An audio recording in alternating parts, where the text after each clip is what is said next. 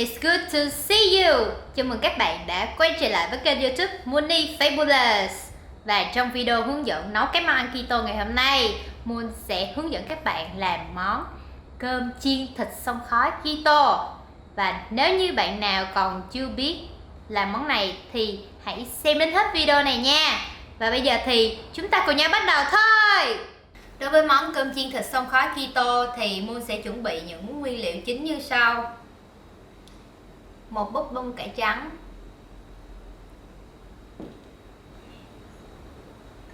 một quả trứng gà, các loại ớt chuông sắc nhỏ và thịt xông khói. Đầu tiên Moon sẽ tiến hành cắt cái bông cải trắng này. Thường thì Moon thấy mọi người hay bỏ cái bông cải trắng vào máy xay rồi xay luôn, nhưng mà ở đây thì Moon không có làm như vậy. Tại vì khi mà mình cắt ra nó sẽ ăn nó sẽ giống như cơm chiên hơn. Nhưng mà nếu bạn nào lười thì mình cũng có thể bỏ thẳng vào máy xay luôn nha, cho nó nhanh.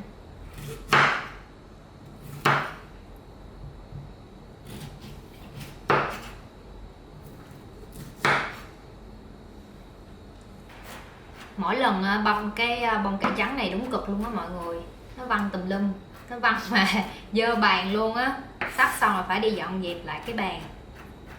Tại vì Moon muốn ăn cho giống cơm nên mới phải băm như vậy, chứ thực ra ở nhà cũng có máy xay mà không xay. Chỉ có khi mà làm cháo thì Moon mới xay thôi. Còn mà chiên mà xay á, sợ cái hạt nó bị bở ra, với lại nó dính, ăn không có ngon. Mọi người nhớ nha, băm càng nhuyễn càng tốt, ăn sẽ càng ngon hơn.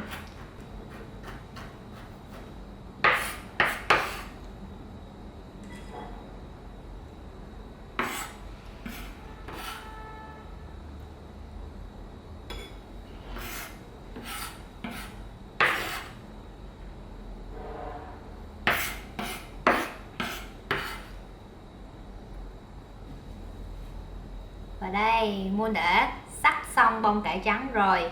Mọi người thấy thế nào? Nhớ là hãy sắc giống Moon như vậy nha, để ăn cho nó ngon hơn á. Và bây giờ Moon sẽ lấy 100g thịt xông khói và cắt theo miếng hình chữ nhật như thế này.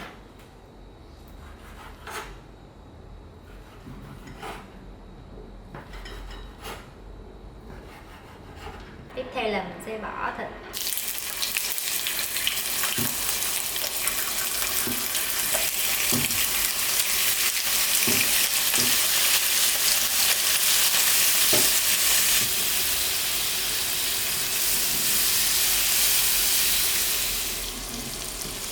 Mọi người chiên thịt vừa phải thôi nha.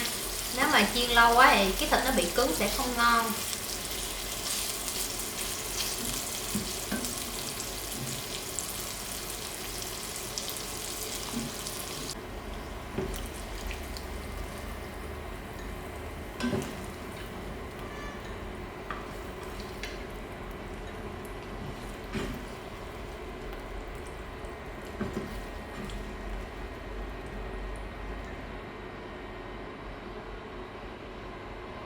Vẫn là cái chảo lúc nãy thì bây giờ chúng ta sẽ bỏ bông cải trắng vào để xào.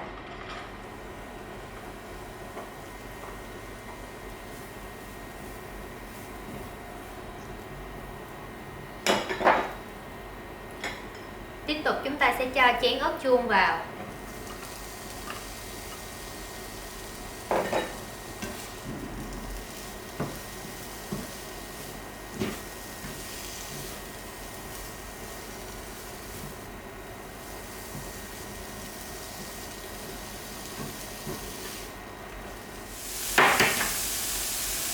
Vẫn là thói quen đánh trứng vào hành.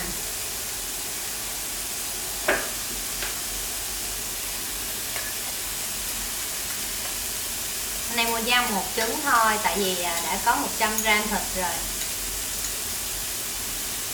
Bây giờ Moon sẽ nêm nếm gia vị nha. Đầu tiên là 3 muỗng cà phê nước tương,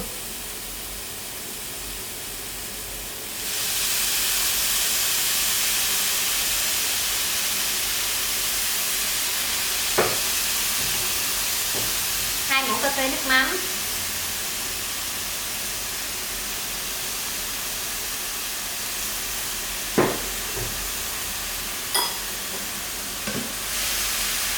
Bây giờ Moon sẽ dàn cơm ra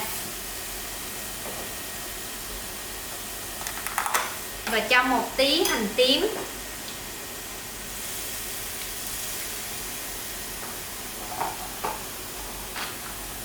một tí tỏi,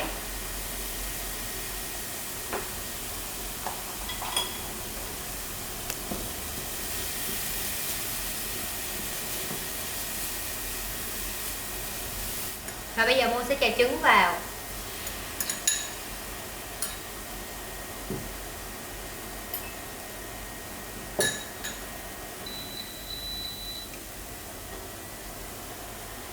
Ở bước này thì mọi người trộn trứng lên nha, chứ mình không có để nguyên trứng trong chảo như vậy. Khi trứng chín rồi thì mọi người cũng tách nó ra thành từng miếng nhỏ. Cái cách này á là mình làm cho cái phần bông cải trắng không bị ướt. Nếu mà mọi người đánh trực tiếp cái trứng lên bông cải trắng thì nó sẽ bị ướt và ăn rất là nhão. Đó, mọi người thấy trứng nó chín rồi, nó tách ra chưa, ngon lắm. Và khi trứng chín rồi thì mình sẽ xào tiếp.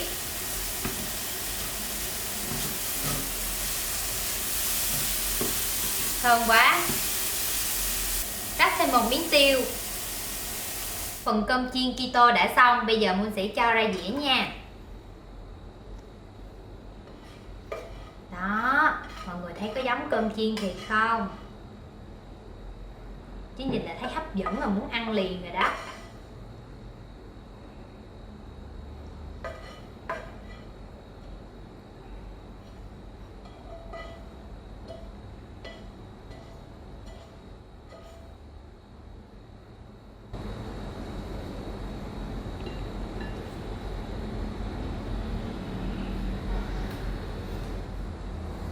Hi hi, Moon đã trở lại rồi đây. Và mọi người nhìn xem dĩa cơm chiên thịt xông khói keto của Moon có hấp dẫn không nào. Và bây giờ Moon sẽ chiên nó nha. Nghe mùi thơm quá mà đói bụng luôn.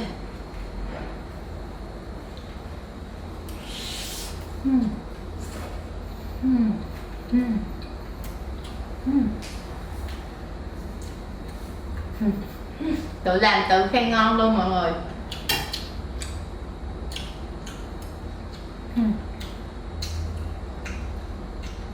Lâu lắm rồi em không ăn cái loại ớt chuông này.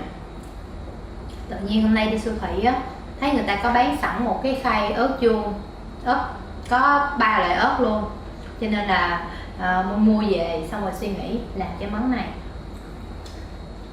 Rồi mọi người nha. Ngon quá. Đây, cho mọi người xem cái miếng thịt xông khói. Cái thịt này người ta đã ướp nó mặn sẵn rồi, cho nên khi chiên cơm á, mọi người nêm nếm ít gia vị thôi, rồi ăn chung với lại cái thịt xông khói này nó sẽ rất là vừa ăn.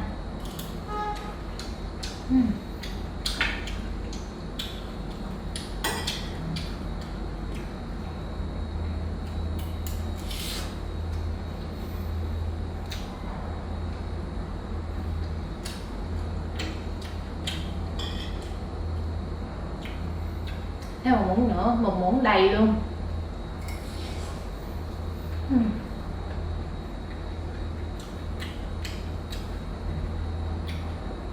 Mọi người nhớ nha, khi mà mình ăn keto á, cái quan trọng đó là mình phải nhai kỹ thức ăn.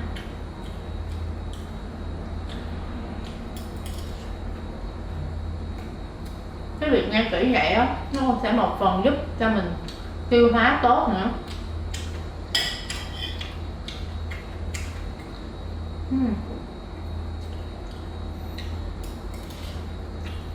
Cái này mà đưa cho người khác coi cái dĩa cơm này á, chắc người ta cũng tưởng là cơm thiệt, tại nhìn nó y chang luôn, chỉ có ăn vô mới biết được nè, nó khác, nó không phải cơm thôi.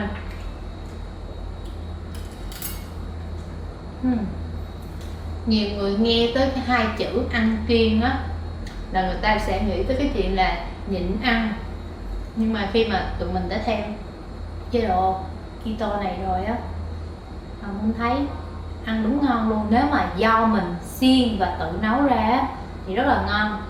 Còn có một số bạn á, không có khiếu nấu ăn cho nên là họ thường làm những món luộc rồi cho nó nhanh để ăn cho đủ bữa á. Còn Moon từ khi mà theo chế độ này á, tự nhiên cái đam mê nấu ăn lắm, nên là hay lên mạng xem một số công thức nấu, thì mình sẽ suy ra từ cái công thức của những người ăn bình thường á, rồi mình chế biến lại theo cái cách mà những người ăn theo phương pháp keto.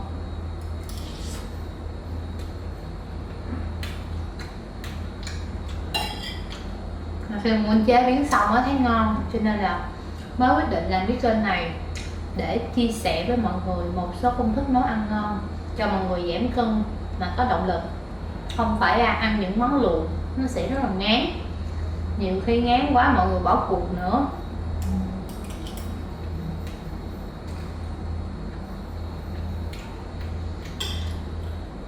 Thật ra khi ăn keto á, mọi người cũng không cần thiết phải nghiêm ngặt với bản thân quá, mình chỉ cần ăn đúng như cái bài 19 của thầy Viễn Trọng nói á.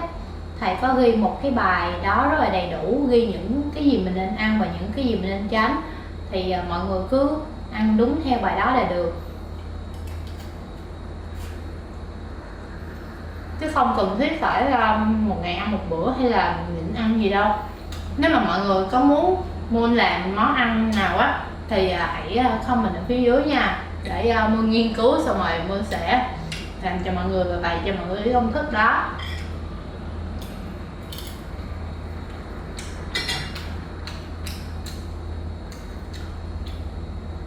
Còn bây giờ thì Moon xin phép tạm biệt mọi người, hẹn gặp lại mọi người trong những video tiếp theo nha. Bye bye.